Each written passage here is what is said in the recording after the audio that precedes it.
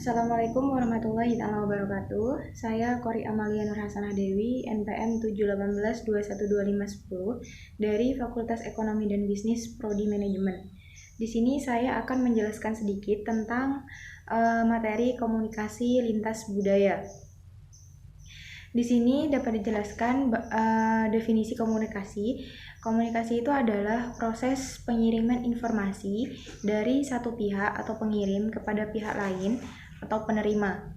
Kemudian di sini juga ada definisi komunikasi lintas budaya.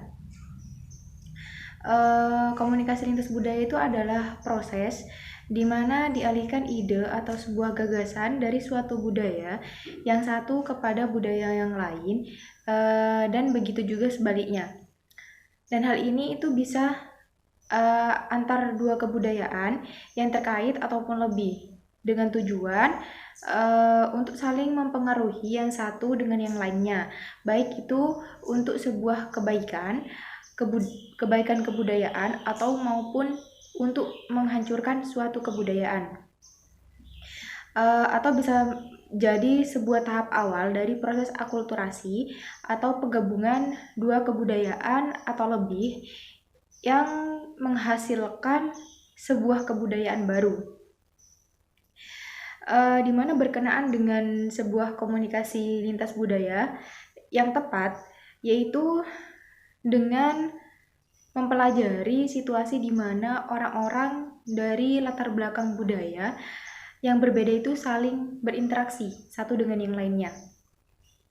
Selain bahasa, komunikasi lintas budaya itu juga berfokus pada atribut sosial, pola pikir, dan budaya dari kelompok-kelompok yang berbeda dari orang-orang.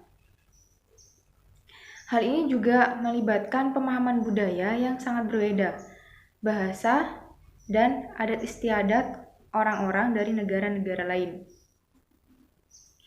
Komunikasi lintas budaya ini juga berperan dalam ilmu-ilmu sosial seperti ilmu antropologi, studi budaya, linguistik, psikologi, dan ilmu komunikasi. Komunikasi lintas budaya ini juga disebut sebagai dasar untuk bisnis internasional. Kemudian di sini juga ada beberapa penyedia layanan dari lintas budaya yang dapat membantu pengembangan keterampilan komunikasi lintas budaya. Penelitian ini merupakan bagian utama dari perkembangan keterampilan dari komunikasi lintas budaya. Kemudian di sini ada proses komunikasi lintas budaya. Yang pertama itu dari pengirim, kemudian encoding, media, dan kemudian decoding. Penerima informasi, encoding atau penerjemah informasi ke dalam simbol. Media atau alat dalam menyampaikan informasi. Decoding itu adalah proses penerjemah informasi yang diterima, atau feedback, atau umpan balik, atau reaksi yang muncul pada pihak penerima informasi terhadap informasi dari pengirim. Pada hakikatnya, proses komunikasi antar budaya itu sama dengan proses komunikasi lain, yakni suatu proses yang interaktif dan transaksional serta dinamis. Salah satu contohnya misalnya komunikasi antar budaya yang interaktif itu adalah komunikasi yang dilakukan oleh komunikator dengan komunikan dalam dua arah atau adanya timbal balik. Kemudian di sini ada komunikator dalam berkomunikasi antar budaya adalah pihak yang memprakarsai komunikasi, dan komunikasi dalam komunikan antar budaya itu adalah pihak yang menerima pesan tertentu, kemudian dia menjadi tujuan atau sasaran komunikasi dari pihak lain atau komunikator, di mana dengan tujuan komunikasi ini akan tercapai manakala komunikasi menerima pesan dari komunikator dan memperhatikan serta menerima pesan secara menyeluruh. Di sini juga dijelaskan jenis-jenis komunikasi internasional. Yang pertama itu ada komunikasi eksternal dan internal. Ada komunikasi eksplisit atau komunikasi yang dilakukan secara nyata dan persis atau apa yang dimaksudkan. Contoh, Amerika. Dan implisit atau yang disebut juga dengan komunikasi yang tidak jelas ekspresinya atau sering menggunakan simbol-simbol tertentu. Contohnya seperti Jepang, Arab, dan Amerika Latin. Komunikasi atasan ke bawahan atau downward atau bawahan ke atasan atau upward. Komunikasi verbal dan nonverbal. Komunikasi langsung atau verbal dan bertatap muka langsung. Dan komunikasi tidak langsung atau dilakukan secara tertulis. Kemudian di sini juga ada hambatan-hambatan komunikasi. Hambatan bahasa, hambatan budaya, hambatan perseptual atau memiliki persepsi yang berbeda-beda karena perbedaan bahasa dan budaya. Di sini juga terdapat beberapa faktor yang dapat menjadi hambatan-hambatan dalam sebuah komunikasi lintas budaya. Yang pertama itu adalah fisik.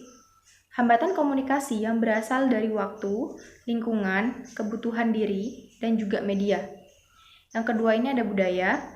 Itu hambatan komunikasi yang berasal dari etnis, agama, dan sosial yang berbeda antara budaya yang satu dengan budaya yang lainnya. Yang ketiga ini adalah persepsi. Hambatan komunikasi itu timbul karena perbedaan persepsi yang dimiliki oleh setiap individu mengenai sesuatu. Perbedaan persepsi ini biasanya menyebabkan perbedaan dalam mengartikan atau memaknakan sesuatu. Yang keempat itu adalah motivasi. Motivasi di sini menjadi hambatan komunikasi yang berkaitan dengan tingkat motivasi penerima pesan. Rendahnya tingkat motivasi penerima pesan itu mengakibatkan komunikasi menjadi terhambat. Yang kelima ini adalah pengalaman. Hambatan komunikasi yang disebabkan oleh pengalaman masa lalu yang dimiliki oleh individu. Perbedaan pengalaman yang dimiliki oleh masing-masing individu ini biasanya dapat menyebabkan perbedaan dalam suatu konsep serta persepsi terhadap sesuatu. Kemudian yang keenam itu adalah emosi. Emosi di sini menjadi sebuah hambatan komunikasi yang berkaitan dengan emosi atau perasaan pribadi dari pendengar. Apabila emosi pendengar ini sedang buruk, maka hambatan komunikasi yang terjadi akan semakin besar dan juga sulit untuk dilalui. Yang ketujuh di sini ada bahasa. Hambatan komunikasi yang terjadi ketika si pengirim pesan atau sender dan penerima pesan atau receiver itu menggunakan bahasa atau kata-kata yang tidak dimengerti oleh penerima pesan, yang mengakibatkan menimbulkan ketidaksamaan makna. Yang kemudian di sini nomor 8 itu ada nonverbal, hambatan komunikasi yang berupa isyarat atau gestur. Yang 9 ini ada kompetisi. Itu hambatan komunikasi yang timbul ketika seorang penerima pesan itu sedang melakukan kegiatan lain di saat menerima pesan. Kemudian di sini ada efektivitas komunikasi. Dengan memperbaiki sistem umpan balik, yaitu kemudian di sini ada juga mempersiapkan pelatihan bahasa, mempersiapkan pelatihan budaya, meningkatkan keluasan atau flexibility. Di antara mereka tidak ada yang paling mendominasi. Situasi apapun menang sendiri dan saling menghargai. Dan mungkin hanya ini yang dapat saya sampaikan. Kurang lebihnya saya mohon maaf.